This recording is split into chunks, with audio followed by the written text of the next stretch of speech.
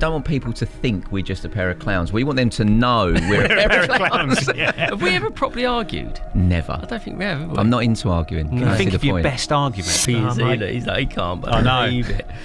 He looks like he's found it. Yeah, he does, yeah. I'm having this. You can tell by the liners you're getting sometimes. You think something's going to happen. Yeah. Got it in the net. And one of those ones where I just thought, this has to be the biggest one I've had. It just feels big. Head torch on, I was like, oh my fucking Like, we know that it's sitting lovely out there, and sometimes we even tweak it along. It's not a real situation. Are you convinced that carp has been feeding off the spot? You don't think there's a chance that carp's just swimming by, seen the pop-up and gone, I love that high track pop-up? If they're swimming over and they need to decide what one to pick up first, and the pop-up smells nicer and it's a nicer colour, that's the one they're going to eat first. You got anything, Damo, that you'd like to see on the underwater? I'd like to see The Thinking Tackle Podcast. Yeah, no, I actually enjoyed this one. I didn't enjoy the second Stoke. The first Stokesian Maker one, absolutely Brilliant. loved. But to be honest, we never had a chance at that anyway, taking a Maker on at B1. Yeah. Don't give any results away, by the way. The second one was Ringer and Matt at Thingy, which was a right laugh, and we both won the days in the good swim, even feeder fishing against Steve and Matt. Yeah, we beat them. The third one was Maker and Stokesy again, which was frustrating because we just couldn't do anything. And then this one was fun again. Yeah. I enjoyed it. Yeah. It's like, Well, yeah. It is what it is. The results are the results. I've got a fun one coming up. Anyway, we're going to start. Welcome, everybody, to the Thinking Tackle Uncut podcast. And as you can see, full team in attendance. How good is that? Welcome back, boys. Welcome Thank you. back, boys. Nice to see you, Neil. Thank you. Thanks for coming. Thank you, Damien. So it's a one-off. I'm gone for 2 months after this. We're going to steam straight into the old Spooners 50. I need to have a little tally up, actually. Next one round, I'm going to have a little count of how many we've actually had in since we started doing this, because I've had a few 50s in.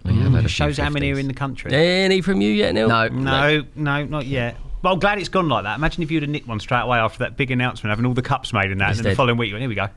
Here's one. Oh yeah, I'm really pleased. So it's good. So we've waxed some up on an image that I'm going to read out. Look at this collection of big uns. So top left, you have got Laney's from St Ives Shallow Pit at £53 8 ounces. Mega. Yeah. Absolute Top right, mega. you've got James Day, and that's from the Foundry, and that is £53 8 as well. Absolutely cracking carp, that one. Where are the other two from? Bottom left is Mike Tidcombe, and that is £50 4 from Blackthorn Oh Fishery. yeah, I knew about it? that one. Yeah, I do. Yeah, it's one of the ones with a lot of nice lodges on site, I think. And a very recognisable bottom right. That's obviously Spike from Dinton Black Swan, and it ain't a 50. It's a £63 8 ounce mirror. No, well, he can't win then. Big old carp, that. That's 63, that thing. It's hard to choose from them, isn't it? That's Some lovely amazing carp there. How happy is he? Look, he's like, he can't, but I know. I believe it. He looks like he's found it. Yeah, he does, yeah. I'm having this. I don't know about you, lads. The top right, that is a proper carp, isn't it? Yeah, it is. It's out of them two, isn't it? It is. All I mean, all amazing. four are mega. I mean, Laney's out of St Ives is a mega capture. Yeah, I think you said this, Spooner, the night shot's slightly letting it down, isn't it? You don't get to see it in all its glory. It's a lovely carp, Yeah, that. but fair play for just getting night shots done and not risking anything. Do you know Unless what I mean? he caught it at 2 in the afternoon at a barbecue with a load of beers. Loves Thought, a night shit, we shot. must get this photo done. You don't know. Well, I don't know what you think, lads. I think top right. I like the fact he's been given the old bucket as well. I like top right, also like bottom right. Okay, what are we saying? Should we give Damo the casting vote? I'm going to go bottom right, just simply because that's a really difficult lake to fish. The old boy looks like he's absolutely loving it. Yeah, that's a mega carp. That's a once in a lifetime capture, that, isn't it? Okay. Yeah, incredible That fish. deserves the cup. Okay, well, very well done. We will get your Spooners 50 cup out to you. What's his name? Great collection. Do you know what? I haven't put his name on here, have I? How bad is that? Sorry, I haven't got his name on here. I've got everyone else's name, but his name. That's Sorry, I'll give you a shout out on the next one. Fast Yeah, in fact, no, we'll give you a shout out on the next one, but that is a hell of a carp. Incredible. Yeah, congratulations. How big? Sorry, 63.8. £63 8 ounces. What a fish. Right, moving on. We have just come back from our first ever Contender event. Which went very, very well. Tom, give us a little bit of for people that don't know what it was, because obviously we have mentioned it on this podcast, but there's not been much social media about it yet. Yep. So tell us a little bit about what we've tried to do and what it's about. So for years we've done Carp Academy, which is obviously an academy for youngsters to get into carp fishing, or the ones that are already in carp fishing, to sit down with people that know what they're doing and teach them how to fish even better. But we hadn't done that since COVID because it got chopped off. We just couldn't do it, could we, during COVID. And then we never got back into doing it. But we've always wanted to do something since for kids. So we started something called Contender, which is a little bit of a mix between the BYCAC and Carp Academy. So it's a bit of a friendly competition at the same time as lots of our sponsored anglers and us lot in here being on site and sort of guiding, I suppose, the kids through. We're not actually allowed to help them because it's a match. Like physically, we're not allowed to cast out for them, tie their rigs or whatever, but we are allowed to give them advice or they can ask loads of questions. So we put it out there called Contender, and we thought we might get 100 or 200 entrants or applications, and it turned out we had 1,400. Just over, I think. 1,400 kids tried to enter. Madness. Yeah, madness. It was a 2-day event. 24 hours was 13 to 15-year-olds. 24 hours, 16 to 18-year-olds. So it went in that order as well. But there was only 50-something spaces because we did it on Billy's and on Turner's at the Norton Complex. We will do it as a bigger event the next few years because obviously we know that there's more kids that want to be a part of it, but as it was the first go, we sort of tried to keep it relatively small and manageable. It went really well. It was bloody hot. It was really, really hot. They had a really good go. Caught loads of fish to 30-something pounds. 36 12 36 I think 12 was the biggest, out of Turner's. Big fish for Turner's. Yeah, it was a brilliant event essentially. We had the lads there, they all learnt a lot. There was a couple of girls as well that were particularly good actually. See these two? Yeah, for those that are listening, not watching, we're just going through a collection of images from Contender, some great shots. Yeah, this is from the 16 to 18-year-old group, isn't it? Yeah, so something we're going to try and make into a big deal really, and do it every year, get more and more kids there, so we can find some really good talent as well. I will just say, like, a bit of a big up for the people in the background that organised that, John and Lou and all the lads that set that up, because it happened quite quick, didn't it? It was going to happen next year, and you wanted to try and squeeze it in this year. And then we just talked about it, and because we're all so busy, it's like you can always put it off to next year, and then we was just like, no, sod it, let's just do it. And I think it went insanely well. Yeah, I think it was really, really good, and we learnt a lot to take on to next year. But I love the difference in lads, like me and Damo were talking about in there, where you've got the younger ones were very susceptible to as much information as you can possibly give them, as much help as you can give them, and then you really see the difference between when you're getting a bit older. Like, Damo was giving someone some advice, and he was almost like, "Yeah, he could do. I'm going to do this though." You're like, it's Damien Clark. I'll probably listen to him. But it's so good how they get that confidence. You so do early. get a bit like that, don't you? In your late teens, though, you're like, I know best, but. Yeah, what's he ever caught? Yeah, that was a really nice one. I think that was mid-20 out of. We were all there for that, weren't we? Yeah. There's a possibility we caught that on one of the. I think you did, yeah. Yeah, what was that on? Was it on a... That was a Carpathon. Versus, yeah. Certainly weren't £26 though. Cracking fish. I mean, as well, that complex really has come on now. It's like the lakes are becoming established. There's more trees around them. It's becoming what Dan wanted it to become, I think. Especially like Billy's is such a lovely shape and style of fishing lake. And then Turner's, the fish are getting really big in there as well. There was hardly anything out under £20 on Turner's. One fish? One fish. One fish under 20 out of 30 odd or whatever. 36, I think it was. Yeah, that's incredible, isn't it? Yeah. I'll tell you what was nice. Oh, sorry, Dan. So I was going to say that I think the standard of angling of some of those kids was off the scale for their age. I mean, little Pat who come with you, he'd had 240s and 339s in the morning at 14. Could probably cast 30 wraps, and what a guy he is, by the way. Great little lad, isn't he? Great little lad. But at 14, it was mental. He can cast further than you. You actually can. We got told a little story by him, actually, Spooner, which involved you, which I will just share because I think Pat will love it that I shared. He will love it. I know exactly what story you're going to share. That you took him fishing down there. I think it might have even been on Billy's. No, Turner's. Oh, was it Turner's? And you were doing a magazine feature of some description, and you said, "You're welcome to come along and fish next to me, mate." It's actually the other way round. Oh, was it? I was going fishing with Pat, and then the bloke from Total Carp said, "Oh, you out? Can you do anything?" I said, "Yeah, I'm down at Norton." So I'd actually put Pat in the dolly hole. Right. Peg 9 on Turner's, and I went in peg 10. Yeah, Go on, carry on. Well, basically, he was the one that ended up catching. I believe, did he do you 2-0? He did me 2-0. Did you 2-0? Yeah. It ended up, the feature ended up being all about him. He's in the mag. Yeah. So funny. But he was so humble with that one. He Really wasn't humble, showing off. yeah. He goes, "Don't say it in the podcast." He goes, "Spooner, I hate me." I was like, "We're definitely saying it." And was it Harry and Henry that won? Was it Harry the first? Yeah. In the younger ones and Henry the second? I think it was. It was definitely Henry. Yeah. It was Harry. Yeah, Harry. Harry and Henry. Yeah, so well done, Harry and Henry, Yeah, as well. fantastic. They fished their head off. Yeah, and Yeah. Dan done some nice bits at the end, didn't he? A few lot of special awards for people that had really stood out. And I In think fact, we've got another match off the back of it, haven't we? Yeah. Yeah, with the Evie and Lillian. Yeah. Which we will lose. Yeah. well, so you don't. Yeah, great. Look at that. Wicked shots, aren't they? These shots have all been sent out to these kids as well now, and like we've all been getting tagged in them over the last few days. They're I think buzzing, you should. I aren't think you should talk about the professional Contender plinth that we've got there. they? Oh yeah, From there it looks fantastic. Yes, it doesn't does. Yeah. Behind this plinth that we're looking at here, we've got a first, second, and third, which is Contender branded up, which looks amazing. A podium. And then Podium, a that's the podium. word. Sorry. And then all the first, second, and third lads are standing on tins of sweat. We've all agreed they're staying as well. We quite like it. Yeah, we don't like it. I think we've got to change that for next year. But yeah, really, really good. Yeah, Either great that or events. they all get the corn. Like I said, I think you just give them the corn at the end. Well done. There's your prize. But yeah, mega event. Can't wait for the next one. Same. Yeah. Moving on from that. Now, last podcast we talked to Stokesy about his part at the Carplantis Underwater with Dan. Mm-hmm. We obviously saved the bit with you two Herberts jumping in the tent.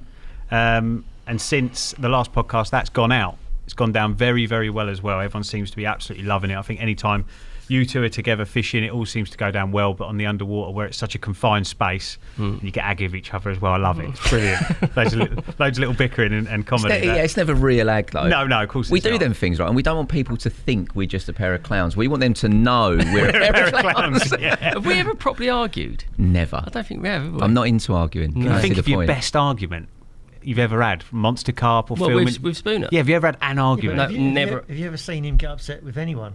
I've seen him get upset with Ali once. I Yeah, think. that's the only time I've seen him. Get I upset. don't. No, we haven't even come close to arguing. That's honestly, good. Genuinely not close. which is mental. Yeah. We've spent a lot of time together as well. I think I spend more time with him than I do with my missus. Yeah. It's worrying. No, it's worrying, yeah. Okay. I argue with her every day. I literally can't stand her. Yeah, brilliant. But no, it's obviously gone down very well. Really, really enjoyable. And obviously you did some different things in that underwater to what Dan and Stokes did. You obviously had the benefit of hindsight a little bit. Yep. So you changed some things up. But I think if we start with just some of the sort of things that key things I... Go on. I just want to say we did have the benefit of hindsight, but we always had in our mind that we weren't just going to put, even if they'd have put loads of bait out and caught lots and lots and lots, we wanted to see the baiting situation that we would use more often than not. Just want to put that in as a Okay, Yeah, no, no. I tell We you went what- in with a plan, essentially. Yeah. Do you know what? In exactly. case you haven't seen it yet, just to wet the whistle before we carry on our chat, I think we have got the trailer from it. So let's just have a little look. A big old grey nutter. You could not write it, could you? You couldn't write it. This is the rig and the setup that I have just caught so many carp on. I do question why I do these things at all. It's done me. You got it. Oh my days. That is a fact. Got him. Got him, mate. Got him. Always going to have a rig, 3.5 inches. Happy with him days. Mega. Yeah. If you haven't seen it, you're probably going to want to watch it now. Yeah, really, there's really a good. lot more carp in the second one, isn't there, than the first? I believe there is, Yeah, yeah. yeah. It's a really good watch. But obviously, yeah, one of the biggest things you obviously did, there's lots of things we can talk about, but your baiting strategy was obviously quite different to the lads. So the lads went with a really tight baiting approach, Yep. which is something that Dan does quite a lot, I'd say. Sort of like his go-to, fishing Yep. tight. And obviously you wanted to spread the bait. Yeah. What for people that haven't seen it or people that might not know the difference between baiting tight and spreading bait, what are you trying to achieve from that? I think we've got we've got to deeply understand that this is a really weird situation, that you've got a camera looking at a 3-foot square, and normally you wouldn't have that, and because you wouldn't normally have that, you would never bait that tight, I don't think. Especially with me baiting. Especially with spooner baiting, yeah. No, but I mean, even if you're the Don with a spod, you're never going to be able to put bait that tight at any sort of range, especially over sort of 60 yards. That is literally like tipping a bucket over the side of a boat sort of tightness. But what happens is when you're in that tent, you forget about everything else. You forget about the middle of the lake, you forget about where they're coming from, you forget about them showing, you forget about how they eat, and all you do is think about this little tiny gravel area. And for some reason, everyone that does it, you end up just putting a lot of bait in a really small space, because it's hard to get them feeding, and you think the bait's going to get them feeding on that area. But you don't want that scenario where you've got loads of bait in that tight little zone, because it makes them really difficult to catch. And it seemed like that's what had happened with Dan and Stokesy the week before, that we'd again sort of got to the spot where it's like there's loads of pellet in a really tight area, and the fish were very difficult to catch because of it. And Dan had got done lots. Dan's got brilliant rigs, and they're still doing him. So we went there and thought we're gonna forget about what's happened last week. We're gonna forget about just the camera, and we're just gonna fish how we would normally in that scenario, and that was a pop-up and bait that's not super tight. I think people, when we're saying spread baiting as well, they're thinking we're just chucking it everywhere. It's not. It's only over the space of like, I suppose, this room or something, this end of the room. It's only a little bit up and down the margin, a little bit in front of the camera, but it doesn't look as good in front of the camera because it looks like there's hardly any bait out there. But actually, there's a lot of bait in that area. It's spread. Yeah, it's spread. So our thoughts behind it is that they're going to come in, eat the bait off camera, and by the time they get on camera, they've already eaten a few baits down the margin. They're up in the water because they've already up tilted and swimming on. They'll come down and now will pop up and we'll get them straight away. And that is what happened. So is that because obviously you can't, if you take your first bite, for example, it catches you both by surprise, which is really, really good viewing, by the way. Are you convinced that carp has been feeding off the spot? You don't think there's a chance that carp's just swimming by, seen the pop up and gone, I'll have that high track pop up, and gone down and just had it? Maybe he has. Yeah, because that's maybe yes, but maybe he's also eating some bait down the thing. But either way, the whole scenario didn't look dangerous to him. He's swimming over, about to pick what bait to pick up first or second or third or whatever it is, and he'll pick up my pop up. The difference is that if you've got loads of bait in a 2-3 foot square, like loads of bait, and you've got a pop up there, the pop up looks not good then, because if they can come down and eat all of it and see that the pop up's there, it's no good. But if they're swimming over and they need to decide what one to pick up first, and the pop up smells nicer and it's a nicer colour, that's the one they're going to eat first. I mean, viewing wise, it really does show the benefits or the superpower of a high visual pop up, doesn't it? Your section, and also what you were just saying then about the bait, like a tight, really tight baited spot, and then a pop up. I think it's one of your rig spooner in. I think it might be one of your pop ups in it, where that carp comes in, it's feeding on the bottom baits, and it almost just swims into the pop up. Yeah, and you don't hook it, do you? No, it does it. So that just shows you like that. Then if you'd have had a bottom bait there, probably would have nailed him and you'd have got him. Well, he may not have taken it, May not have taken it, but it does show you, doesn't it? Fishing a pop up. If you think sometimes when you're fishing really, really tight to a float and then putting a spinner over the top, you are sort of, if you watch that footage, you're almost like hindering your chances of catching a little bit, aren't you? Yeah, my first bite was on, well, my only bite was on 2 grains of plastic. I fished plastic corn over corn a hell of a lot in my own fishing, and wanted to see how that looked on camera, and that was the first rig that got picked up. Unfortunately, I didn't go out in the boat, and I probably should have done. I lost it in the reeds. But I probably fish more if I'm putting 3 out over a bed of bait. I'd probably only put 1 pop up out and 2 on the deck on spinners, whereas you'd probably go at least the other way around, at least 2 pop ups out first. Yeah, now I'm not so much. Like if it's in the summer and it's not so, it's relatively short range, and I know I'm spotting really accurately, I can get them going on the spot, then I am likely to put on some bottom baits now. But because we've used pop-up so much in the past, and I've used that spread baiting so much, I did just want to see how it worked, I think it comes back to, I think so many people revert to them spinners now purely because you can sit back and know you're fishing, don't they? I think even if some people know that a bottom bait will probably be better in a scenario, but for that peace of mind of knowing it's going to reset, you haven't got to worry, you're angling 100%, especially if you're only doing a night or 24 hours or something. I think a lot of people revert to that, and they're probably using it in the wrong scenarios sometimes. Yeah, I've said this before in this podcast, but I always have to pick presentation over effectiveness, because it's not the same. Like, we know that it's sitting lovely out there, and sometimes you're even tweaking it along. It's not a real situation. Whereas in a real life fishing situation, sometimes even when you feel gravel or you get a donk or whatever it is, it's not as good. It's not as clear as you think it is. It's certainly not as clear as that spot we were fishing a lot of the time. So sometimes the pop up isn't actually the best thing to use in the perfect scenario, but it's the best thing to use over a long period of time on lots of different spots because you actually just presented. I think we've obviously filmed another underwater since that one's been out, and I think we kind of proved that theory, what you're saying, with a couple of the casts that we made. They felt lovely, they're in the camera perfectly, but they're not sitting exactly as you'd think they were. But rather than redoing it until it was perfect, as we said, we did it for science. Leave it, see what happens, see what the fish's reaction is to it, because you wouldn't normally get the benefit of seeing exactly how it sits on the deck. And also the other thing I sort of took away from it personally watching it was, obviously it's an obvious thing, time is obviously such a powerful thing in carp fishing, as we know. If you've got time and you know what you're doing, you're going to catch carp, simple as that. And I think it shows because you left those rigs for quite long periods of time before you got bites, didn't you? And obviously you're getting to see the bait's not really being touched within the camera, and then you're still coming in and getting a bite. And I think a lot of people would have probably topped the spot up or put another 10 spoms out and all that, and it just shows you sometimes you don't really need to be doing any of that either, because as long as it's out there set. Yeah, I think there's probably two sides to that argument. I think sometimes, like if you're getting done, then you need to be. There's a lot of times when you're sitting there thinking they're not out there, whereas all the bait's gone, and you should have put more out.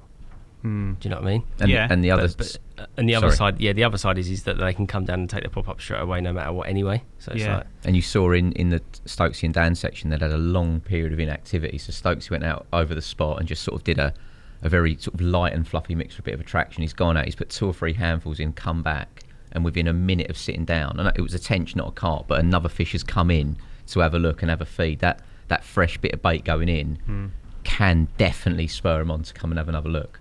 Yeah, I think I've said this before, this scenario that I had once, which was actually at Raysbury when I fished a charity event, was that time when I got to use a boat on there and got to, it's like 10 foot deep but crystal clear, and I'd had 3 fish throughout the night, but all 3 fish had just taken the pop up and left all of the bait. But because I could go out each time and re-drop my rod and I could see, I didn't put any more bait out. And I had 3 bites through the night. But obviously, if it was bad visibility, chances are I would have given it another half a bucket on every rod. Yeah. Got a bite probably still and gone, they're on that munch. You know what I mean? They're eating all that food, but they're not, are they? No. Sometimes that high visual hook bait is... Was that in the spring? That was... It would have been late spring or summer, that charity event is, But obviously, that is not a similar scenario, but it, like, had you have put more bait in just before you'd got those bites, it looks like you'd have still got those bites almost, because they're coming in and making a dive bomb for that pop-up and getting hooked, aren't they? That deep, clear water, that's a really good scenario for pop-ups. It's the same as the North Lake and the same for the South. It's like, I think they're up in the water and they're coming down and taking them quite a lot. Whereas when it's murky and they're actually just down feeding, I don't think they're quite as good. What about you, Damo? What's your opinion on baiting strategies and tight and wide and pop-ups or bottom baits? I think it's really difficult to, if you're talking about a charity event, you're just fishing it once. But if you're fishing a lake and you've got something going, you've already got an idea of what's going on. So, I mean, it's like when you talk about ringing the dinner bell, you see a lot of people don't recast in the morning, or they recast too early, I think, sometimes. I mean, for me, like if I did a night, if my rods are out by, say, 3 or 4 o'clock in the afternoon, the swim's settled down. If nothing's happened in the morning, I'll give it to, say, let's say 6 or 7 o'clock. I'll recast and maybe put 1 spot out there just to try and get some interest. Yeah, encourage something to come in. What, 6 in the morning? 7 in the morning? It just depends how you feel. Do you know what I mean? If you think you're seeing fish out there and you don't get a bite, then it's worth a recast, isn't it? You know, but if you see fish out there and then you get a bite, that's fine. But it's just... it's difficult to have one set of rules when you're going on gut instinct, or what's happened during the night. If you've caught one and you recast, I'll recast and I'll rebait, put 2 or 3 spots back out or whatever it is after a fish, and then in the morning you're thinking, well, should have had a bite? And then if you get one at 6, there's something. They're picking the bait up. I think. For me personally, I've just used sort of pop-ups pretty much exclusively the last 18 months. But I went fishing the other day and I'd been catching on pop-ups, and I thought... Pull that mic a bit, or you come forward a bit, Damo. Yeah, that's it. And I thought, you know what, I want to put a bottom bait on. And I don't really want to use a spinner, because everybody uses spinners, don't they? Whether they use them in the correct situation or not, everybody's using a spinner. And it is a highly effective rig for hooking a carp. But do you know what? I tied up a couple of Daryl's multi-combis, put them out, wanted to fish a bottom bait, put them out. I don't think it's as effective a hooker as a spinner in the rig mechanics, but I still think it's a good rig. And I caught one and lost one on it. I lost it because I got snagged up, so it wasn't the reason. But that fish was really well hooked, like better hooked than it was on the spinner, using a large bottom bait. So, I used to fish bottom baits all the time, but I got involved in the spinner, and it's a really effective rig, isn't it, for catching carp? But I like the idea of fishing bottom baits because you don't see many people fishing them anymore. Big old bottom bait, double baits. On pressured lakes, I think it'd do you a favour if you moved away from the spinner. You've caught a lot of big ones over the years on double bottom baits. I have, yeah. Yeah, I remember. Double 15s.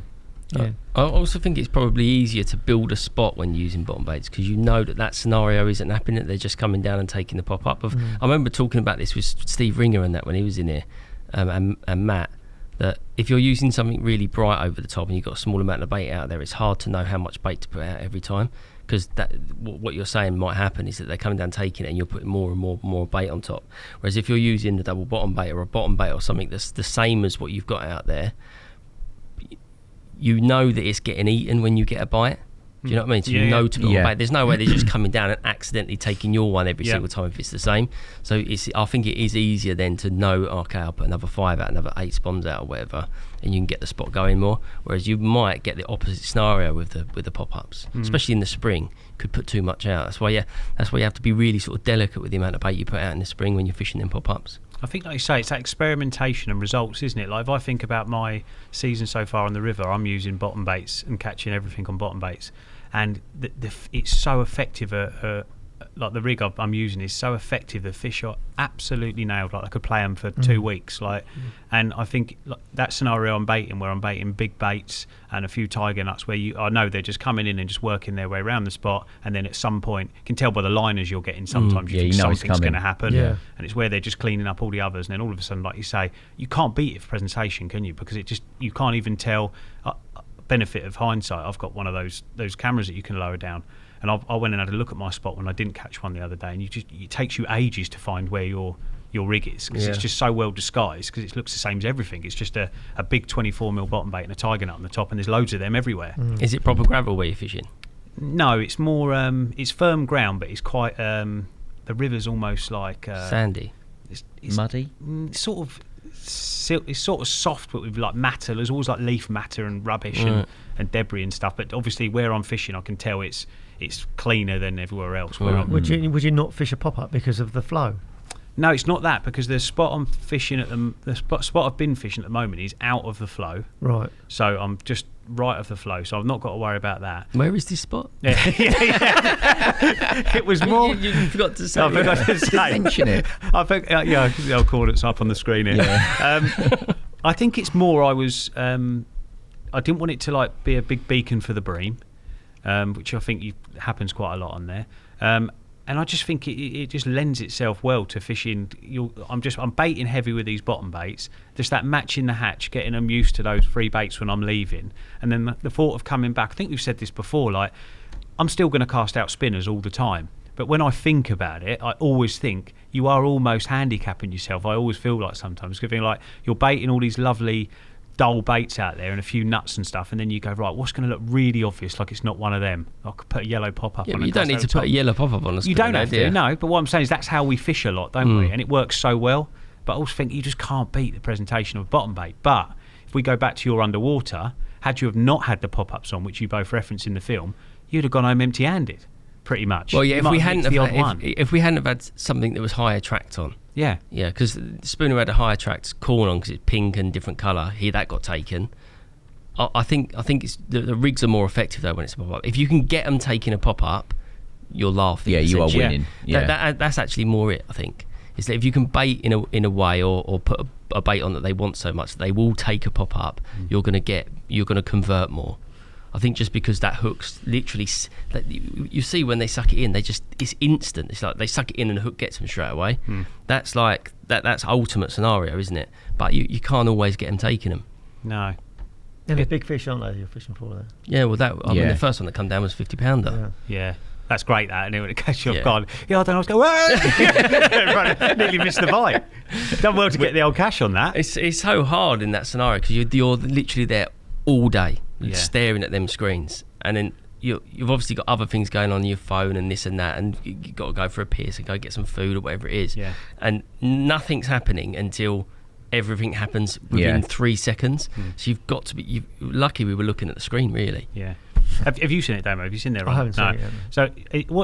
So you two then, what's your sort of takeaways, would you say, from that latest one, from the Carplantis? What would be your something that maybe happened or went on that you think I'm definitely going to try and do that a bit more or implement that, or are you really doing those things anyway?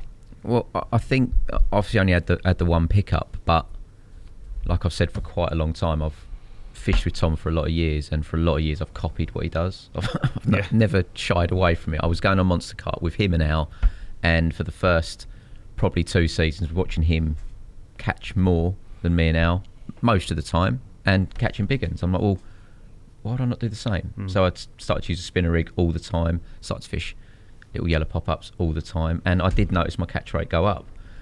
So when we got to go, this was the sort of first proper underwater we've done together. We tried at Lac Luna, and it just didn't happen, so we did a thinking tackle instead. So I felt this was the first time we got to put into practice what we've preached for so long, and the take home was that what we do is successful. What Tom does is successful. Yeah, absolutely. Yeah. That's what everyone does, isn't it? Yeah, but again, can't go into too much detail. There was a few more learnings that come, I think, from the most recent one that we've done from my point of view. Around hookbait choice, I've been it's probably been blinkered with hookbait choice for a lot of years. I've used hookbaits that have got to be high attract. Everything I do, they're oozing in a liquid, mainly goo, to make them the most attractive thing down there. But I think there are definitely times when you've had fish feeding on a spot for a length of time, like Damo sort of said, when you're fishing the same lake and you're putting in the same food source over and over again, and as you just said with your Thames fishing, that bright one looking totally different can work against you. Yeah. But from the Carplantis, it made me want to carry on doing exactly what I've been doing for exactly what Tom's been doing for quite a few years. No. I think my biggest take home was that when the conditions are good, you can get away with putting more bait out and bottom baits. Like if they're, because we was there for, I don't know, 5 days a week? No longer. No, a week. Yeah. And so were Dan and Stokes. And the day that Stokes caught 3, he obviously fished unbelievably well. But also the opportunity was there for him to catch them fish, and it's because they were feeding hard. And because they were feeding hard, he could have a lot of bait out there and fish not match the hatch, but like baits on the bottom because they were in there grazing. Whereas for our part of the trip and for Stokesy and Dan's second part of the trip, the weather was horrible. It was sunny. We could see him out in the middle on the surface. Very little traffic. But if you feed like you do on them days when it's cloudy, you're going to catch nothing, because there might be 2 or 3 opportunities in a day. If you've got loads of bait out there and a matching hook bait, you ain't gonna make the most of the chance. Whereas if you've got a really small amount of bait out there and something that they might just take out the blue, then you make the most of them very, very few chances. So if it's sunny and bright, I definitely would put out less bait and maybe something that they can take first. Whereas if it's like perfect southwesterlies in your face, you're on loads of fish, you've effectively put lots of bait out and fish the same bait on the hooks, because they're gonna come in and eat you all. So I think that's probably the main thing. Like when you think feels right today, it just feels good for it, you bait accordingly and put the right hook baits on accordingly. But if it's tough, then think they're only going to pick up a few hook baits today, not going to put out much bait, put out something that they might really want first and catch more. You got anything, Damo, that you'd like to see on the underwater? Anything since doing a little bit yourself, and obviously the boys doing it? Have you got anything you'd like to see, bait-wise or rig-wise, to see how effective it is? I'd like to fish casters on them, just to see how mad they go and how many times your bait's in and out of their mouth. Yeah, it'd be with a caster hook bait and all. Be interesting to see. see that. Yeah, at some point. Maybe we can do that. Yeah, haven't done a lot of naturals one yet, have we? Not an underwater. Naturals? No, there's a Naturals Masterclass coming out with Maker, which I haven't seen yet, but apparently is unbelievably good. Yeah. No, really good. Well, that is a really good. If you haven't seen it yet, make sure you go over. There's 2 parts to the Underwater. There's Dan and Stokesy, and then there's you two boys, and then there's a bit more Dan and Stokesy on the end of that one, isn't there? So a great series. We touched on the Thames a little bit. Have you got stories to tell? Or yeah, I've got some stories to tell. Okay. I've had a nice one. Yeah, I'm telling you. Okay. There's not a lot of point in me keeping it secret, is there? We're talking about it every week, so I might as well just enjoy it. Don't give the spot away. But yeah, when did I go? So I went on the August full moon, which I think was the 7th, maybe. Right. Just had the one night again. The most perfect night. Yeah, don't worry, I'm not feeling sorry for myself. But it was the most perfect night. Actually, I had a little clip on my phone of the full moon where I moored up and swung the back end of the boat round. I was laying back in the cab with a cup of tea. I was actually watching the latest Terry film on my iPad. It was like the most carpy setup ever.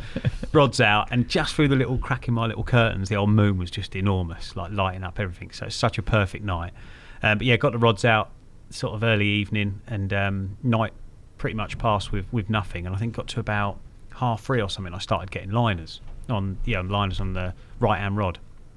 And I'd said before, I'd been getting a bit of crayfish issues and a bit of trouble, and I changed over on one of the rods to those ringer tigers, but I'd kept to the hard hookers and the tigers on the other 2 shallow spots I've been having all my fish on. So then I started getting a bit paranoid, thinking, they've made it onto there, the crays, and I'm getting crayed up. But of course it wasn't. It was a big old mirror lurking around in there, cleaning up all the 24s, I think now.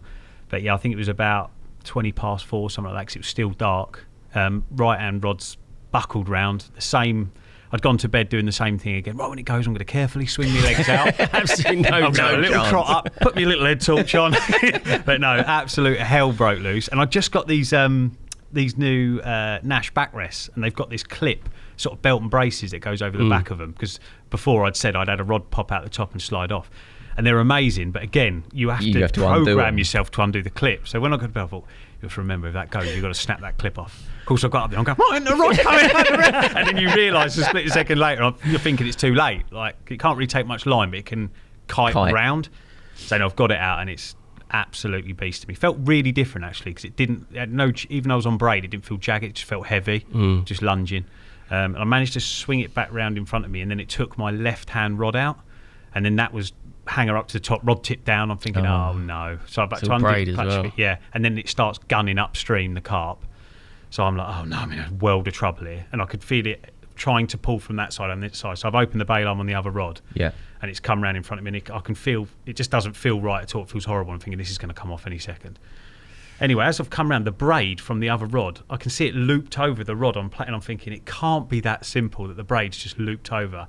And I've just pulled the loop all the way down the bottom of the rod and gone, that's off. No way. So I'm playing it like that. Anyway, it's mad that you could feel the line when it was just doing that.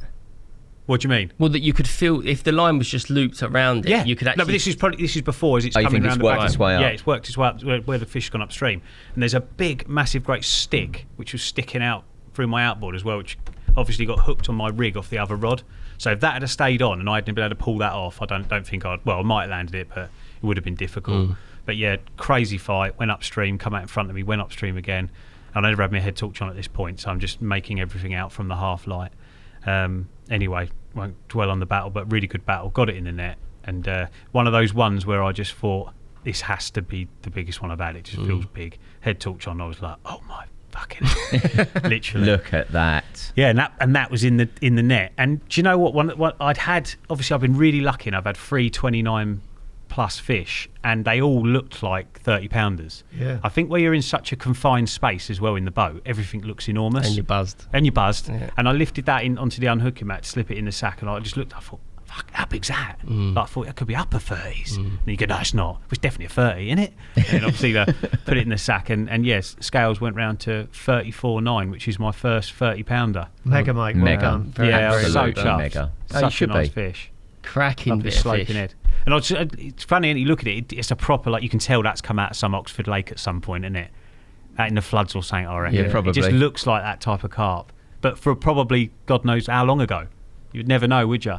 That's the nice thing. You don't know, do you? No, you don't. Everyone's and surprised. you don't know what's next. I can't believe your average on there. Yeah, it's pretty scary. It's insane. Yeah. I think it's the obviously the keeping up with the pre-baiting and stuff is obviously obviously making a difference. But like, to be as lucky as I am, like I've had one blank night. Mate, it's better to be lucky than good, isn't it? Well, exactly that. Just carry it on. Absolutely. For as long as I can. So have you baited up again this week for this? Yeah, so I've actually beginning part of this week. Yeah, this so week? I didn't obviously go last week. We had Contender, and then we come back from Contender. So I had the weekend at home with the family. Luckily, the missus has got friends down from up north. So this weekend is my first 2-nighter since the beginning of the season. So when are you baiting? God. I haven't. So the last time I baited was, when did I bait? Just before Contender. So I'm a bit behind on the baiting. Like you Mate, bait you today? fucked that. Well, no, You well, need to we'll go see. over there now. Well, I'm going tomorrow. What, to fish? Yeah, I've got 2 nights tomorrow. So I shall bait. What I'm gonna do is I'm gonna bait. Yeah, I know. You've ruined it. Well, I haven't got a bloody You've choice. I've got ruined a the job. spot. You've I've got to ruined- bloody work. you've ruined the We're up spot. against it at the moment. We've got a lot going on here. It'd be That'd lovely alright. just to slope off. So because you've got 2 nights, then are you going to bait as if you were pre-baiting and just have the rods out? So like what that amount? Yeah. So what I'm going to do is, so my plan, I've had 2 spots which 3 spots I've been baiting, but 2 heavy since the beginning of the season. The one near my moorings, my plan was to start fishing it from September, just from some intel I've had that they moved down the stretch, and obviously that was going to be largely decided on how well the fishing carried up on the top. Yeah. Because although I'm not catching multiple fish, all the time I'm catching one, I'm happy. Yeah. Just keep ticking them off. But obviously that spot's been getting baited just as much as the top spot without having a rod in it. Well, not without my rods in it anyway. Whether anyone else has been fishing it, I hardly doubt it. So the plan this week is to probably fish that top end of the stretch for the Friday night, see how it goes. The spot you've been fishing. Yeah, I've been fishing. If I don't have anything, I will probably commit the rest of the trip down to the bottom end of the stretch. If I do have something and it's a similar time again, that sort of early hours of the morning, see bite time out, and I might go and do the day if the weather's nice down at the other spot. Do you not think you're better off starting at the other spot?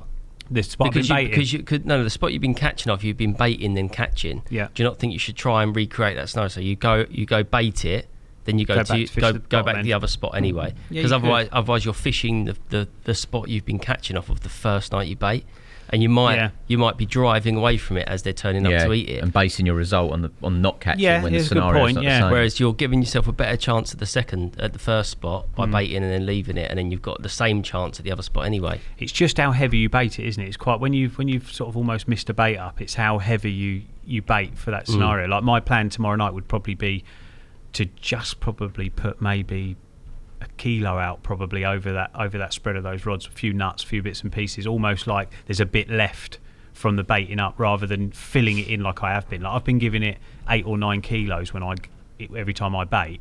So it's obviously a large amount of bait. So how long it takes them to get rid of that, or you're probably feeding some bream and stuff as well. But you could do that. But obviously the worry would be maybe if they didn't visit that between that time. I've got a lot of bait out there, but it could be that they're coming in, eating it all in mob-handed, and you're just getting the stragglers that are coming back looking for a little bit of food that's left. yeah, quite possibly.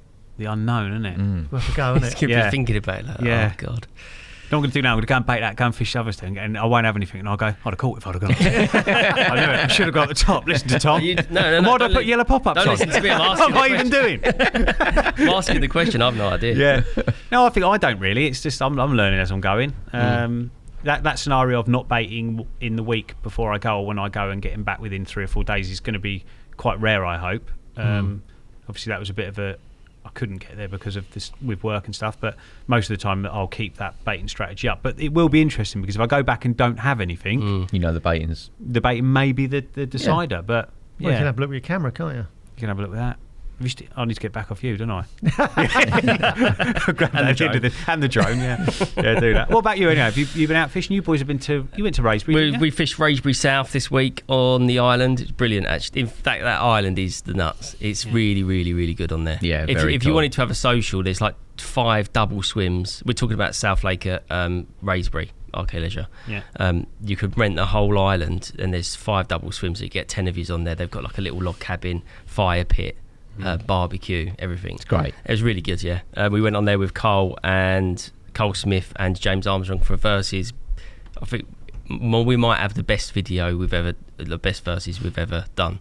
It sounds like it. It sounded like a proper nail. I'm not going to give you anything away, obviously, but proper nail biting. Very great match. Yeah. Very, very, very, very, very, very close at the end. So yeah, that's what we've done this week. I probably won't fish the back end of this week because I've got a lot going on at home, and then I will be fishing probably a couple of nights next week, maybe back at Raysbury North, or I might even go to one of like one of the non-publicity places over in the Colne Valley next week for a couple of nights and just sit there and fish and have a good time. Relax, switch off. Yeah. What about you, Spoons? Much play? Well, obviously not been in here loads. We fished last week. We know.